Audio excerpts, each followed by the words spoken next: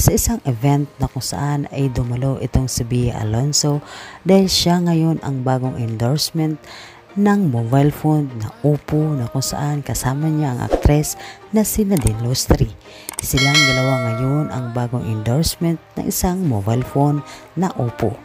Ilan sa mga press ay tinanong si Bea tungkol sa kanilang kasal ni Dominic Roque dahil nga ito ay nabalitaan naghiwalay na di umano ang dalawa. Ayon pa dito sa isang columnist at manager na si OG Diaz. Sa kanyang vlog ay sinabi ni OG na hiwalay na nga si Dominic at si Bea Alonzo. At lalo pang naghinala na ilang mga netizen na totoo ngang hiwalay na nga ito dahil nga sa isang event na kung saan si Bea Alonzo ang endorsement sa isang mobile phone. In-interview si Bea Alonzo ng ilang mga press at tinanong siya tungkol sa kanilang kasal kung ano nga ba ang pinaghandaan ni Dominic at Bea Alonzo.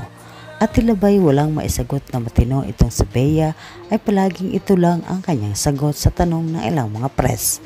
Wala pa, hindi pa pinapag-isipan, wala pa talaga. Ito ang mga salita na binitawan ni Bea Alonzo sa harap ng mga press nang tinanong siya kung ano nga ba ang pinaghandaan na kanilang kasal ni Dominic at ni Bea Alonzo. Narito guys ang video na kung saan itinanong si Bea Alonzo ng ilang mga press at kinumusta na nga kung ano nga ba ang pinaghandaan ni Bea at Dominic sa kanilang kasal, na kung saan ang sagot lamang ni Bea ay wala pa, hindi pa talaga. Narito na guys ang video, panoorin po natin at kung meron pa kayong comment tungkol po sa video na ito, just comment down below. I-comment nyo lang po ang inyong reaction at opinion sa video inyong napanood. Narito na po at huwag niyong kalimutan mag-subscribe to our YouTube channel. Narito na guys ang video, panoorin natin. Wala pang plano. Parang dapat lalaki ang plano. Oo, pero gano'n pa importante na may effort sa part of guys.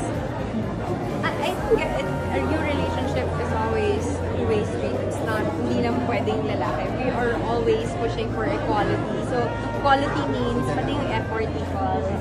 So, sa relasyon naman namin, wala namang mas nag-effort at mas hindi nag-effort. So, yeah. May ideal time ka ba o Valentine's celebration? Wala pa na po. Inisip ko parang taping day namin yan eh. Kaya malapit na yung wedding mo. Any updates on your wedding? Wala pa. Sorry, wala pa ma-share. Talaga? Oh my God. Wala pa. You are close with Katnia. Are they invited to your wedding? Alam mo, wala pa talaga. So, I can't tell you anything just yet. But for you, what's your ideal time of wedding? I'll tell you pag meron akong idea. But right now, planning na lang. I mean, we're getting there, but also we're very busy. I'm about to start a teleserye, and then meron pang ibang projects that I can't tell you just yet, which will happen also this year. So, sana mapanood din namin ikaw sa movie. Yes, lapit na. Mas probably naman may mga ninang-ninong na pero hindi niya pa pwedeng wala pa talaga. Wala akong masabi sa inyo. Wala talaga pa.